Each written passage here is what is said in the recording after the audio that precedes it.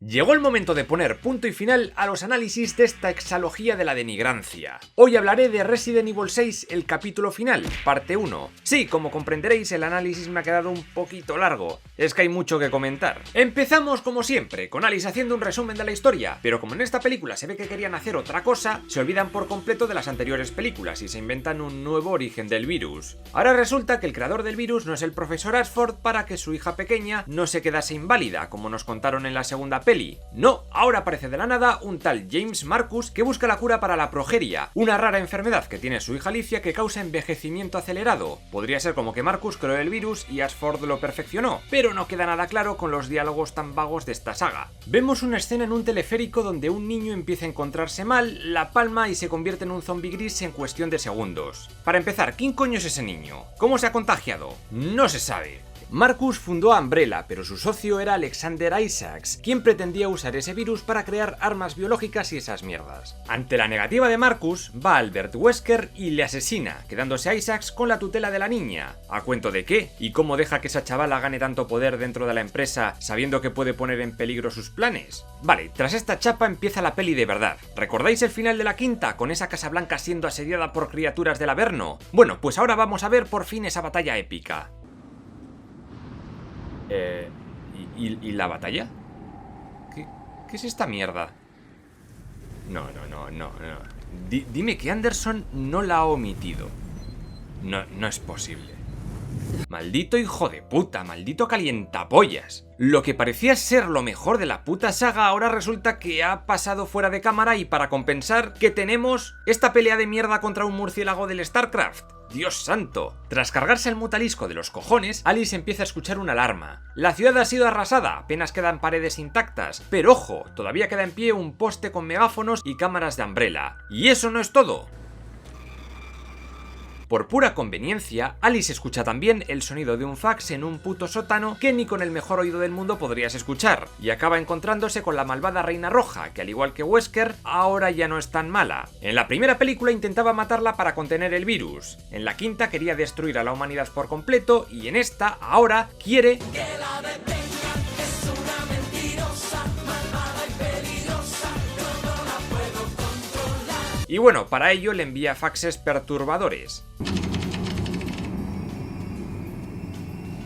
La IA le cuenta que los últimos asentamientos humanos que quedan sucumbirán en 48 horas y que la única salvación posible es un antivirus aéreo desarrollado por Umbrella. Vaya, un arma capaz de destruir a todos los zombies de un plumazo. ¿Cómo nadie lo mencionó nunca en 10 años ni siquiera un poquito? En la tercera peli, Isaacs estaba buscando como loco una cura. Con los anticuerpos de su sangre, desarrollaré un suero que no solo combatirá los efectos del virus T, sino que posiblemente los invierta. ¿Por qué no fue a la colmena de Raccoon City? Porque resulta que es ahí donde ha estado todo este tiempo. Entonces, ¿por qué no la usaron en vez de tirar una bomba atómica sobre la ciudad y matar a todo el mundo? En la primera película, cuando se escapa el virus T y todos los trabajadores se infectan, la Reina Roja, cuya misión era contener el virus y que no se escapase, en vez de gasear a todos los empleados en plan nazi, ¿por qué mierda no usó ese antivirus aéreo del que ahora tanto presume? El problema se hubiera solucionado, pero no, justo ahora aparece mágicamente como la única salvación de la humanidad. ¿Y por qué cojones le pide ahora ayuda a Alice? Yo qué sé, no tiene puto sentido. Estoy programada para no perjudicar a la corporación, pero tú careces de esas limitaciones. Ya, ¿y conspirar a sus espaldas no es perjudicarla? Y también, ¿por qué no le contaste a Alice esta mierda mucho antes? En la anterior película, por ejemplo, mientras tratabas de exterminar a la humanidad. Le cuenta que por su programación no puede dañar a ningún empleado de Umbrella. Ya, díselo a todos los que te cargaste en todas las pelis en las que has salido. No llevamos ni 10 minutos de peli y todavía salen más contradicciones. La Reina Roja dice que Wesker ya está en Raccoon City y que ahora vuelve a ser el malo porque durante la batalla épica en la Casa Blanca que no vimos, traicionó a Alice para cargarse a todos los opositores de Umbrella de un plumazo. Ah, y eso de inyectarle de nuevo los poderes era una broma. ¿Qué cojones? Vamos, que ya no hay poderes, otra vez. Anderson es experto en la marcha atrás, desde luego, siempre añade nuevos elementos a la trama, pero si ve que no encajan en la siguiente entrega, se deshace de ellos de forma completamente absurda. Si todo lo de la quinta película era una treta y Wesker quería eliminar a todos los opositores de Umbrella, ¿por qué no mató a Alice directamente tras lo de la Arcadia, en vez de tenerla encerrada con Jill diciéndole ¿Para quién trabajas? Si Ada Wong, Leon Kennedy y el resto eran parte de esos opositores, podría haberles conducido a la base rusa igualmente con cualquier excusa. Sin Alice habrían muerto todos. Y si necesitaba ayuda para combatir a los no muertos de Washington, podría haber soltado el antivirus aéreo y fin del problema. ¿Y qué pasó con Jill, con Ada Wong, con la niña clon y con Leon Kennedy? ¿Han muerto todos durante la batalla épica que no vemos? Misterio. No se menciona en ningún momento. ¿Se supone que están muertos? Sería lo lógico, pero... Con Anderson nunca se sabe, igual eran todos clones. En fin, Alice ha sido traicionada por Wesker haciéndose pasar por un aliado y asignándole una misión suicida, y ahora se pone al mando de la Reina Roja, una IA homicida que trató de asesinarla en múltiples ocasiones y que ahora parece aliada y le pone al mando de una misión suicida. Tiene sentido. De alguna forma tiene que tener sentido porque si no, yo no sé qué clase de productor de mente dio el visto bueno a la producción de esta peli. De camino a Raccoon City, su coche cae en una trampa y unos asaltantes de Umbrella logran hacerla colgar de un puente. Si Wesker pensaba que Alice había muerto, ¿qué hacen esos tipos ahí poniendo trampas a coches? En todo el puto mundo quedan solo 4.500 supervivientes, según la Reina Roja. ¿Por qué alguno de ellos iba a pasar por esa carretera en coche? No hay muchas probabilidades. ¿Cuánto llevan esperando esos tipos a que pase alguien? Y es que en vez de disparar a Alice desde lejos, se acercan, la usan de piñata y Alice se los carga a todos con sus movimientos karatecas. Sin embargo, tras no dejar ninguno vivo, va a robarle su moto y termina electrocutada y perdiendo el conocimiento. Se despierta en una especie de camión de presos junto a otra peña, y allí se encuentra con el Dr. Isaacs, que resulta que no estaba muerto, sino que lo que mató en la tercera peli era solo un clon. El comodín del clon tuvo su gracia la primera vez, pero ya, joder, cansa un poquito que se use siempre el mismo recurso. Isaacs pone a la chavala a correr delante de un enorme rebaño de zombies, rumbo a Raccoon City, mientras no para de hacer comentarios bíblicos, e incluso vemos que en el camión hay algunas cruces. ¡Oh Dios! ¡Anderson se ha convertido en Damon Lindelof! Encima dice esto: quiero saber lo que sabes. ¿Para qué? ¿Para qué necesitas saber lo que ella sabe? Si es un problema para tus planes, mátala y punto. Que esto no es una peli de espías. ¿Y por qué cojones están esos tanques por ahí secuestrando a gente y atrayendo hordas de zombies? Isaacs llama a Wesker y le avisa de que Alice sabe lo de la cura aérea. ¿Cómo? Si ella no le ha dicho nada. El villano de gafas de sol perpetuas le dice que va a proteger bien la colmena para que no le roben el antivirus ese. Si es un problema, ¿no sería mejor destruirlo? Bueno, pues Alice, como no, logra cargarse a los guardias, subirse a la camioneta, luchar contra Isaacs en un combate a muerte con cuchillos y robar la moto de Umbrella gracias a la mano cortada del doctor. El piloto del furgón trata de acribillarla con ametralladoras y misiles, pero ni la roza. Debe de ser miope o algo así, porque si no, no me lo explico. Si vas a echar currículums a Umbrella, deberían exigirte un poco más de puntería, porque esto no es normal. Apunta como un Stormtrooper borracho. Alice llega a Raccoon City, ve el gigantesco hoyo que hizo la bomba nuclear de la primera película y después cae tontamente en una trampa y se desmaya.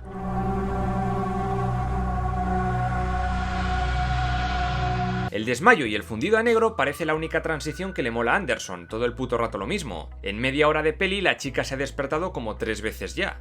Vale, resulta que allí, en un rascacielos en ruinas que no aparecía en los planos generales de la segunda película, vive Claire Redfield con otros supervivientes. Le cuenta que tras lo de Arcadia fue capturada y transportada con otros presos a la colmena, se escaparon y ahí están desde entonces. Pero, primero, ¿por qué cojones la llevaban a la colmena? Y segundo, ¿y Chris? ¿Y Burger?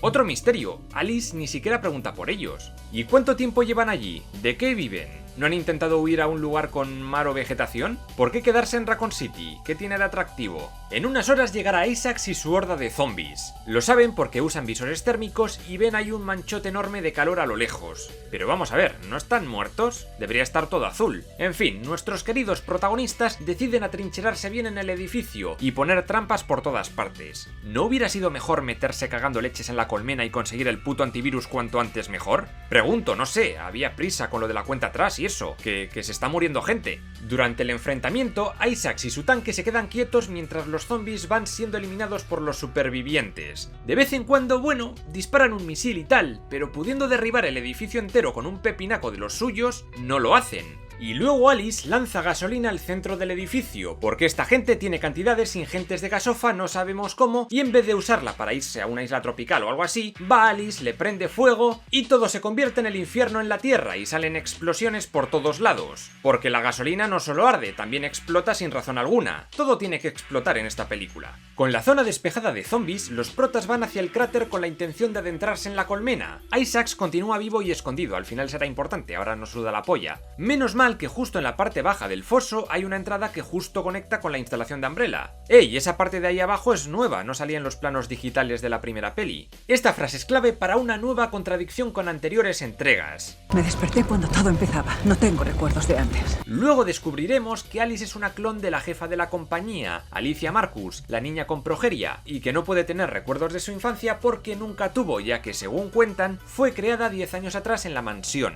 ¿Quieren decir que esta clon Alice nació en la escena de la ducha de la primera película? No tendría nada de sentido, porque luego consigue recordar su boda con Spence, la trama que urdió con la hermana de Matt y más cosillas. Me llamo Alice. Y lo recuerdo todo. Que además, Alice no fue la única que se quedó amnésica en la primera peli, también Spence, pero no fue por ser clones, sino por un gas que salió de la ducha que formaba parte del sistema de seguridad de la mansión, y ambos personajes interactuaron antes de esos hechos, así que otra cosa rara a la lista. Wesker ordena que suelten a los Cerberus, y la Reina Roja los suelta. Pero, ¿dónde se supone que los tenían? ¿Los estaban reservando para algo especial? Si llevaban allí años encerrados, ¿por qué Wesker no los usó contra los tipos del edificio mucho antes? Se hubieran librado de ellos y evitado que se aliaran con Alice. ¿Wesker sabía que Claire Redfield estaba en ese edificio con plantas en la azotea sobreviviendo? Sí, lo tenía que saber porque tenía un espía. Pero entonces, ¿por qué no hizo nada contra ellos? Podría haberles matado en 0, Nada más llegar al túnel de acceso a la colmena, los perrozombies se detienen y dejan de perseguirles. Todo muy conveniente. ¿Por qué se paran? Quizá tengan miedo. ¿Miedo de qué? De lo que hay abajo. ¿Miedo? ¿Desde cuándo los zombies tienen sentimientos? Venga, no me jodas. Sella la colmena. ¡Vamos! Espera, puto Wesker. ¿Me estás diciendo que tienes a Alice y a sus amigos camino a tu búnker personal y no has sido capaz en todo ese puto rato de cerrarlas con puertas? Es que hay que ser gilipollas. Encima las puertas tardan la vida en cerrarse.